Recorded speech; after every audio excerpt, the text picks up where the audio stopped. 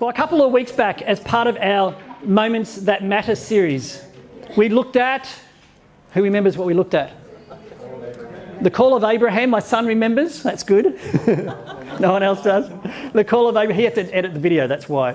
And God's promises to him. Today we're looking at the testing of Abraham, the testing of Abraham. Now, between the call of Abraham and the testing of Abraham and the Bible, there's 10 chapters in between. And basically in these 10 chapters, we have Abraham wrestling with this idea of he's been given the promises, but he's trying to make these promises come about through his own strength, you know, and he messes up along the way. But God is continually faithful to his covenant, ultimately providing the first stepping stone for the fulfillment of this covenant, and that is the birth of his son, Isaac. And so we come from there into the next, into chapter 22, which Ali is going to read for me. She forgot about that. I've got it here if you like. Here we go. Come on up. Give it a big clap. Here we go. It's quite long, so here we go. Yep. Right. Sometime later, God tested Abraham. He said to him, "Abraham." "Here I am," he replied. Then God said, "Take your son, your only son, whom you love, Isaac, and go to the region of Moriah. Sacrifice him there as a burnt offering on a mountain I will show you." Early the next morning, Abraham got up and loaded his donkey. He took with him 2 of his servants and his son Isaac.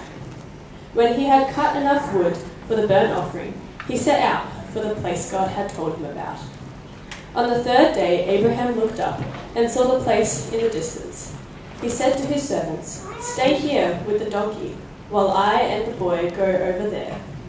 We will worship, and then we will come back to you." Abraham took the wood for the burnt offering and placed it on his son Isaac. And he himself carried the fire and the knife. As the 2 of them went on together, Isaac spoke up and said to his father Abraham, "Father." "Yes, my son," Abraham replied. "The fire and wood are here," Isaac said, "but where is the lamb for the burnt offering?" Abraham answered, "God himself will provide the lamb for the burnt offering, my son." And the 2 of them went on together. When they reached the place God had told him about, Abraham built an altar there and arranged the wood on it. He bound his son Isaac and laid him on the altar, on top of the wood. Then he reached out his hand and took the knife to slay his son. But the angel of the Lord called out to him from heaven, "Abraham, Abraham." "Here I am," he replied. "Do not lay a hand on the boy," he said. "Do not do anything to him. Now I know that you fear God, because you have not withheld from me your son, your only son." Abraham looked up, and there in a thicket he saw a ram caught by its horns. He went over and took the ram and sacrificed it as a burnt offering instead of his son. So Abraham called that place, "The Lord will provide." And to this day it is said, "On the mountain of the Lord it will be provided." The angel of the Lord called to Abraham from heaven a second time and said, "I swear by myself, declares the Lord, that because you have done this, and you have not withheld your son, your only son, I will surely bless you and make your descendants as numerous as the stars in the sky and as the sand on the seashores.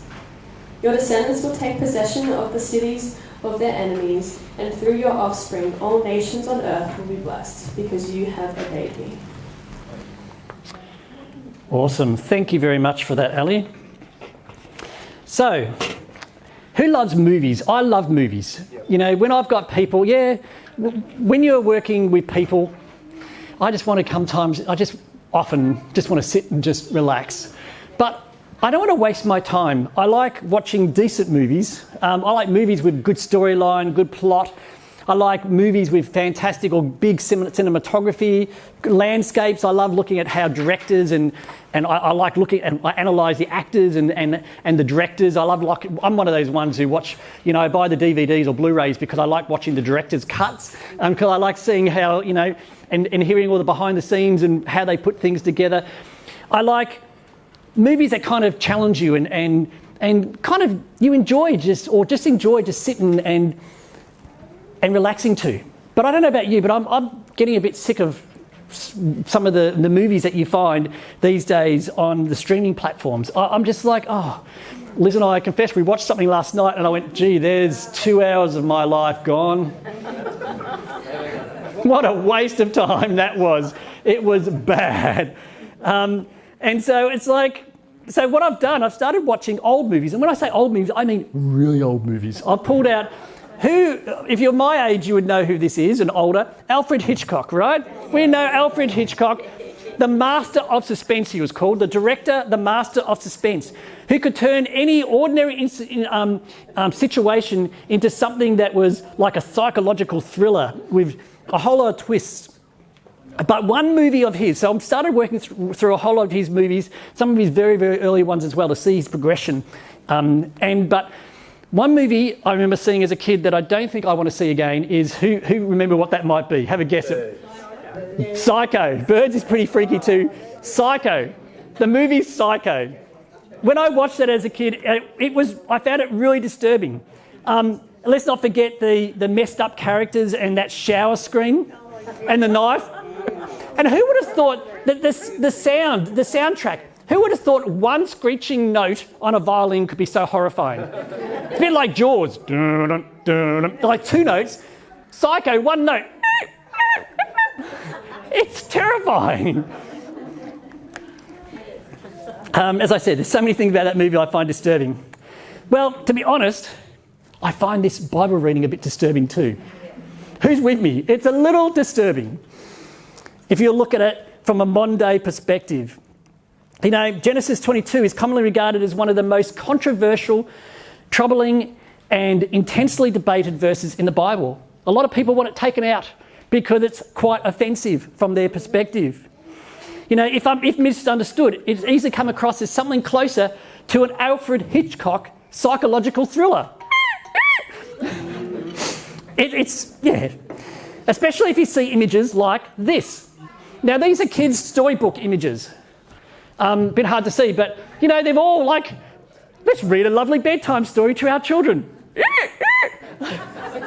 you want our children to have nightmares? It's a bit hard to tell. This one down here, there's a donkey, and he's got his hands over his little paws over his eye. Good donkey. But, I mean, I find this a bit disturbing. Let's get rid of him. That this is what we're teaching our children, and this is what's going on.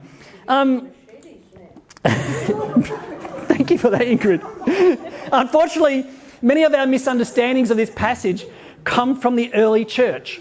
You know, this wasn't the understanding that the actual Jewish people had, but the early church kind of reinterpreted it. And this is how they reinterpreted. So we can tell it's the early church. So we've got things like this. Once again, it's a bit hard to tell, but these are a bit of horrifying kind of scenes by, this is Rembrandt. I don't know who this one is. Well, that's Rembrandt. I'm not sure who that is. But they're horrifying scenes. We'll get rid of it. Quickly get rid of it. But you get my picture. So the early church has had this perspective about what this story was actually all about. And this is what's kind of lived in legacy ever since. And we've seen it through, or read this story through those eyes. And so no wonder a lot of non-Christians find this story deeply offensive. I mean, think about it. What kind of father would put a knife to his son's throat, even if God asked him to do it? More importantly, what kind of God would ask a father to do that? And even more importantly, how could anyone love a God who puts his children through that? I mean, there's legitimate questions, are they not? Now, I don't know what's worse, that God tells Abraham to sacrifice his son, or that Abraham seemingly obeys without any protest. During the week, in preparing for this, I read some Facebook posts where people were criticising Christianity and accusing Christians of endorsing child abuse because of that verse.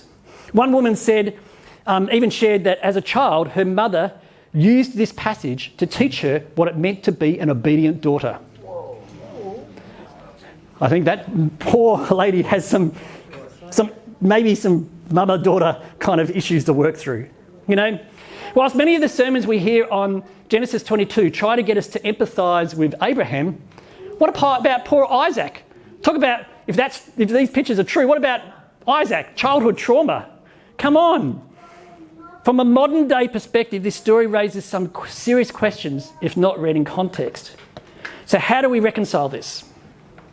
Well, before I draw out some of the key points this morning, bear with me, but we're going to do a bit of a Bible study. Because I feel like you can't get into, like, we can pull so many awesome things out of this passage, but we need to actually pull it apart a little bit and look at it in its context. We need to look at, God makes promises to Abraham. How does it seem within the promises? What does it say about the character of God? So let's read it in context with the rest of the Bible. And let's look at the passage itself and go, well, are there clues in the passage as to what God might be saying, right? So we're going to actually go and do a little bit of a study first before we get into some key points. Okay, so part of the challenge we face, so context. So part of the challenge we face with this story is that we tend to read it through our 21st century mindset, where parents no longer hold absolute authority over their children in matters of life and death. Okay? In Abraham's time, many surrounding cultures, such as the Canaanites, believed their gods required human sacrifice to show their dedication and in order to gain favour. And as shocking as this is, if we lived back then too, you think about, we're a product of our environment, we're a product of what we grow up in. If we lived back in that period of time too, with that kind of upbringing that they did, we would have probably assumed, well, most likely assumed, that human sacrifice was also something that we needed to do in order to gain God's favour. Now, it's hard for us because we've got this modern mindset and we go, oh, that's terrible. We would never have been like that. But actually, put yourself back in those times, that's exactly where we would be without knowing who God is, the true God is. So think of it from that perspective. Then God uses this interaction between Abraham and Isaac to not only teach Abraham, but also the surrounding nations. He's teaching him what true worship should look like, what a loving God looks like, and we'll see this later on, and how he's going to relate to his people. What he's actually doing is quite countercultural. By refusing to allow Isaac to be sacrificed and by providing a substitute sacrifice, God revealed that he alone provides what is needed and what is acceptable for worship. Okay, so let's look at God's character. Does the traditional understanding of this passage align with our broader understanding of God's character as ultimately revealed through the person of Jesus? So Jesus is the exact representation of the Father, right? And we often go, oh, that's the God, nasty God of the Old Testament. And then there's Jesus. Actually, what we see in Jesus should be reflective in vice versa. Yes, thank you. If you believe God expected Abraham to sacrifice his son, but then changed his mind, then no, this passage does not align. To assume that God would ever condone such a thing goes against the very nature, his very nature, especially as Scripture clearly condemns human sacrifice elsewhere. In fact, the Jewish tradition and the Jewish understanding of this passage was that Isaac's death was never considered a real possibility. That's what they believed, was never a real possibility. Rather, this event is understood to be like a powerful object lesson to teach people that human sacrifice is never acceptable. It's an object lesson. This is never acceptable. So let's look at God's promise. Before his call, Abraham had no children, no land, no future. Now he stands as God's friend, close friend. And as someone who has received God's blessing and the promises, guaranteeing a secure and lasting future for both he and his son. So after bringing Abraham to this point, and it's been quite a trial to get to this point, why would he abandon his promise? Why would he ask Abraham to sacrifice the very person he has promised to fulfill the covenant through? And whilst Numbers 23:19 points out that God is not like humans in that he does not lie or change his mind, Deuteronomy 7:9 describes God as a faithful God who keeps his covenant, who keeps his promises to 1,000 generations. So it's out of character. Once again, and okay, let's look at the passage. Finally, the text itself gives us some deeper understanding of what's going on if we look close enough. There's a word that's actually missing in the Hebrew text. That's in the Hebrew text that's missing in our English translations. And it's a little word called it's a little word, please. Please. God says, please take your son and then describes Isaac as your son, your only son, whom you love. Now this reads more like a request of a loving father than a tyrannical God, doesn't it? Also in verse 5, the word translated as boy is the same word in the Hebrew used to refer to Abraham's servants, often translated in other Bible translations as young men, boy, young men.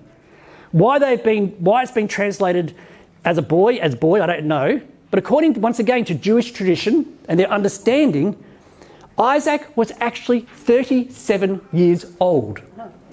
Now that changes your perspective a little bit, doesn't it? 37 years old. And this aligns, if you actually do a bit of research in the Bible, you look at the age of Sarah when Isaac was born, and her age just when she died, and assuming that she died shortly after this incident, he's either somewhere between the age of 33 to 37. So he's not a young man, not a boy. And this, in fact, then this suggests that he's a willing participant. You know, he's a willing participant who displayed, we often talk about Abraham's faith, let's think about Isaac. He's displayed then incredible faith in at least in his father, how much he knows about God, but he's putting faith in his father and the God of his father, in order to follow his instructions. It also says in verse 6 that the two of them went on together. In Hebrew, this literally means they went on in agreement. Now, I don't know about you can't have an agreement unless you've got some kind of conversation going on, right? They've gone on in agreement. Once again, suggests that Isaac knew a lot more than first impressions. So the Bible doesn't necessarily unpack that in a lot of details, but it's particularly if he's 33, 37 years old, it can be assumed that perhaps the two of them had some kind of conversation about what was going on. Finally, in verse 5, Abraham says to his servants, "We will come back." "We" is very significant. It indicates that Abraham had no intention of returning home without his son. As I said, this points a very different picture to what we've got, right? And I think, as I said, we can be offended by this picture of a little boy, and I think we should be, because I actually don't think it's biblically correct. It's a very different story. And when all of a sudden you start saying, well, actually there's a man, a father, elderly man, and his son, older son, who are actually working together in order to fulfill God's plan and call. They choose to follow, they choose to obey, they choose to be submissive. And I'm going to talk a little bit more about that. Now, I've already said, there's still this one question, or the one question remaining. If Isaac's sacrifice was never the intended outcome, why did God go to all the trouble to ask Abraham to do this? Well, I've already mentioned that it served as a powerful object lesson to him and the nations, but the answer to this question is found in the very first verse. This is my first point. To test him. Testing and submission. Since his call, there were numerous occasions when Abraham showed a lack of trust in God's ability to fulfill his promise. Twice out of fear, Abraham tried to pass his wife off as his sister. Now, technically, she was his sister, but to another mother, but also his wife. So he's twisting the truth there, and he tries to pass her off, which resulted in her being taken into the household of local rulers. Because of fear, once again, of not being able to produce an heir, he has a child with his wife's maidservant. And also when God tells him that Sarah, his wife, will bear a son in her old age, she was admittedly 89 at the time, he laughed in disbelief. Like a child at 81. They lived a lot longer then, it's okay. You'd be really, really, really young.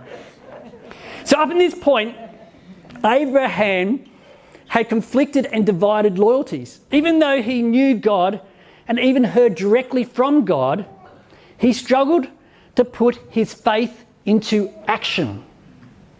Now, I'm sure all of us can relate to that to some point, yeah? We have trouble putting our faith into action.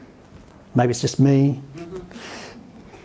It's the difference between knowing something to be true in your head compared to knowing it through experience. And in Abraham's case, he trusted God in theory, but in practice, he had trouble following through. You know, the book of James talks about this, doesn't it? What does it? James says, faith without action is dead. Is dead. Take, for example, a firefighter. Who wanted to be a firefighter when they were young? I bet you did, Brett. Do you want to be a firefighter? No, you always wanted to be a cartoonist. A firefighter. For example, a firefighter who has completed all the required training courses that you can possibly do and can explain exactly what to do in the event of a fire. In theory, they know the procedures and processes and understands the risks. But that knowledge is only fully revealed when they are actually inside a burning building. In that moment, it becomes clear whether they truly trust their training enough to act on it. And in the same way, Abraham's test was not to create in him faith, but to reveal it and to expose where his trust and loyalties lay. Throughout the Bible, there are instances where God tests his people. He tests people. And not because he's trying to hinder them, but because he's he's seeking to refine them. His testing helps to develop trust and obedience, helps us to grow in faith and maturity and perseverance. For Abraham, this testing marked a turning point in his relationship with God, where it says he learned to fear God. Learn to fear God. Now, once again, we can read this through a modern translation or modern mindset, but to fear God isn't to be frightened of him. That's not what it means. To fear God means to have reverence for God, and a reverence that's so big, deep, that it motivates you to serve. He learnt to have reverence, to have fear for God, to enable him to go into action. To what degree is your faith head knowledge versus heart knowledge? Now, I think we need a bit of both. We can be so spiritually that we actually no practical good. Or we can be so intellectual that we actually, where is your heart in that? There's a bit of both that goes on here, but I just want to say this, and this is my little gripe, so I'm just going to say my gripe today.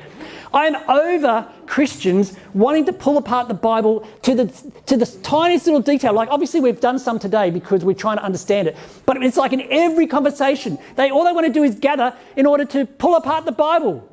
Get on with life and live out your faith.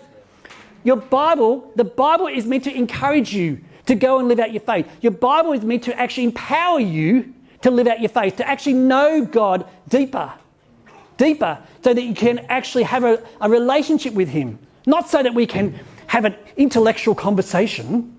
Now, as I said, there's a place for that. Don't get me wrong, there's a place for that. And I love having deep theological conversations. But if that's all you want to do and it's not empowering you to get out, then you need to look at yourself. I'm sorry. Put it out there. There's my little gripe. I have no idea where I am. One of my favourite Christian music artists is Stephen Curtis Chapman. You know Stephen Curtis Chapman? Probably a bit old in the tooth these days, but his Speechless album, there's a song called The Change, which talks about all the lovely little things that Christians do. You know, we have a little Bible magnet that we put on our fridge. We have a little bumper sticker that we put on the back of our car. We have a little Jesus Christ that hangs on our neck that we swing around. You know, some of us have tattoos. He doesn't talk about tattoos. It was boring. You know, some of the catchphrases and things that we say in order to make ourselves look really good. And then he goes into the chorus. What about the change? What about the difference? What about the grace? What about forgiveness? What about the life that's showing that you're undergoing the change? I'm undergoing the change. I love that song. It reminds me to actually put my faith into action and to be willing to be changed by God. Now, Abraham underwent a change where he learnt to learned to translate what he knew about God into action.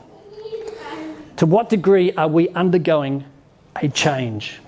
I think this is something we should be doing at our lifelong journey, continually to undergo a change.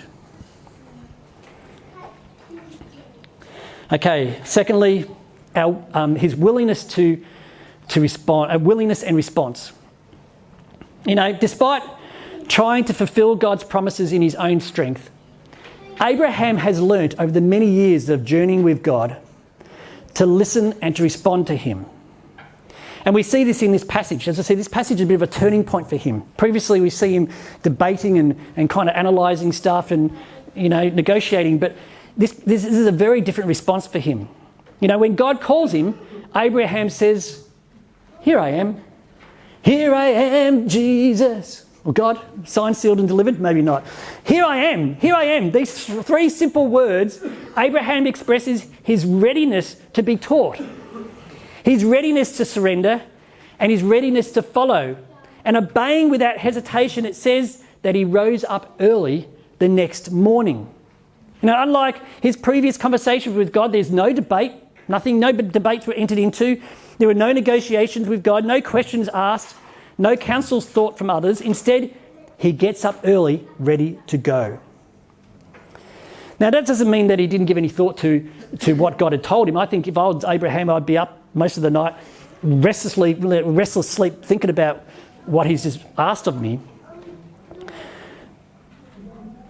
But this time, he's chosen not to let his feelings or his brain get in the way of doing what God has asked him to do.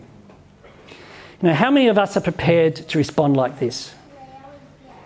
What might it look like if you and I started every morning, we bounded out of bed, that takes a bit of work for me already, but bound out of bed and say, "Here I am, I'm ready, here I am, I'm ready to be taught, God. I'm ready to surrender, I'm ready to follow, and I'm ready to obey." That'd be pretty cool. All right, finally, trust and obedience. This is tricky, and I've got to go there. Hebrews 11:17 to 19 says, "By faith, when God tested him, offered Isaac as a sacrifice, who had embraced the promise, was about to sacrifice his one and only son, even though God had said to him, 'It is through Isaac that the offering will be reckoned.'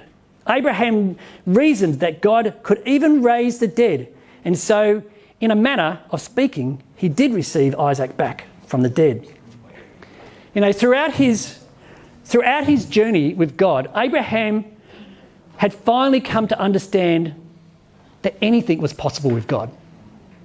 Except for one thing, that God would not break his promise. Despite the craziness of God's request, he believed that no matter what, God would provide the solution. And so strong was his faith that in God's provision that he believed that if there was a chance that his son did die, that God would raise him up from the dead. He would rise again. So by the end of his testing, Abraham had displayed or demonstrated his willingness to put his trust in the promiser and not the promise. His trust in the promiser and not the promise. Are we at risk of focusing more on carrying out God's plans in our own strength rather than relying on God to do it? You know, because of our impatience and our struggle to understand God's timing, the trap is to try and make things happen according to our own timeline. But something that I'm continually learning and growing in is this understanding that God's blessing, I've talked about God's blessing previously, God's blessing, if we want to receive his blessing, we must first trust and obey. And this is what's going on with Abraham, right? The blessings are there, they're being promised. But he needs to step out and trust and obey. Trusting that God always has our good in mind. In 1787, William Wilberforce began a major campaign to abolish the slave trade throughout the British Empire. He believed that he was called to this work, and even though progress was really slow, extremely slow, year after year his efforts were defeated in Parliament as opposition was strong and political change was incredibly slow. And there were many moments when he could have kind of forced change to happen through political pressure or compromise in order to get what he thought God wanted. Instead, he remained faithful to the task, speaking, writing, building alliances, and enduring repeated setbacks without giving up. No, it took 20 years. After 20 years of continual effort, the Slave Trade Act was finally passed in 1807, and slavery itself was later abolished throughout the entire empire. As discovered by Abraham, we cannot force results to occur in our own time frame, as frustrating as that might be. Come on, God, why can't you do things in my time? I'm a bit impatient. Maybe he's teaching me patience. Maybe he's teaching you patience too. If we try to make things happen in our own time frame, in our own way, and we saw this happen with Abraham, he tried to force the promise to come about through having a child through his wife's maidservant. It didn't work out well. We try to do that, we'll make mistakes.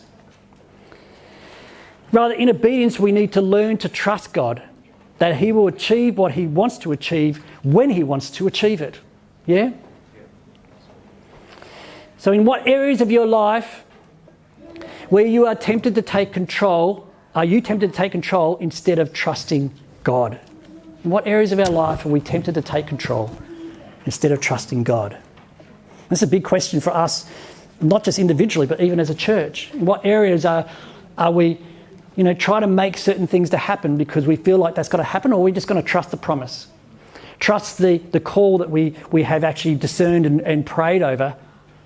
And it doesn't mean we're inactive and we just sit there and just relax and say, hey, okay, just bring it on. There's things we've got to do, but are we actually following what he wants us to do, or trying to make some things happen ourselves? As we wrap up, I want us to now, we talked about, a couple of weeks back, I put a picture on the screen where, I said, Picasso, if you zoomed in, it looked a bit blurry, but if you zoomed out, you got to see the whole bigger picture, right? So we've kind of zoomed in pretty tightly in this. Now I want to zoom right out and look at this passage from a big picture. The story of Abraham and Isaac paints a remarkable picture of the work of Jesus on the cross, prophesied 2,000 years beforehand, before it happened. When God provided a ram instead of Isaac, it actually pointed forward to his plan of salvation in Christ, where God would ultimately provide his son as a perfect sacrifice once and for all. This is part of this series. This is why we're doing this series, because I want us to actually look at the Old Testament and go, isn't it amazing how it points forward? Isn't it amazing how it sets up the scene for where we are right now? Have a look at this. I love this. Both Isaac and Jesus were deeply loved by their father. Both were about the same age, if not the exact same age, as one another. Both offered themselves willingly. Both surrendered themselves to their father's will. Both carried wood up a hill, of the hill of their sacrifice. Many scholars actually believe, and traditions believe, that the highest point on the Mount Moriah mountain range where Abraham was tested was the exact location, if not very close, to where Jesus was crucified, Golgotha. And in both cases, God provided the substitutional sacrifice, and in both cases or instances, they were delivered from death on the third day. That's no coincidence. It's no coincidence, is it? God is painting a picture. We talked about pictures, and he's painting a big, we've got to look at it from the big picture. When we remove the misunderstandings, some of the awkwardness, some of the things that we get offended about in our modern understanding and modern times, when we remove these misunderstandings, what we discover is something very profound and deeply revealing about God and his promises and plans. You know, for what began with Abraham's son was ultimately fulfilled through God's son, Jesus. This morning, we have communion, and I've deliberately left it at the end because I want us, but I'm not going to pass it out. I don't want communion passed out this morning. I don't want you to sit comfortable where you are. I'm going to make you uncomfortable unless I have to come to you. I want you to come forward as a response to what God has done for us, remembering the words of Abraham. We step forward, we take, and it's like a response to say, here I am, ready to be taught. God, I'm coming forward. Here I am, ready to surrender. Here I am, God, ready to follow. Here I am, ready to obey. You know, I want you this week to be haunted by those three words. You get up haunting maybe not the right word, but get up every morning with these words in your head so that you get up and you go, here I am, here I am, here I am. And that will change your perspective too, I think. You know, I'm a bit of sometimes a half glass empty person. My wife is the complete opposite. She's half full, I'm half empty. And I can go to that place, but when you change your perspective and you go, here I am, actually, you have your way, God, it changes things. It starts to change things.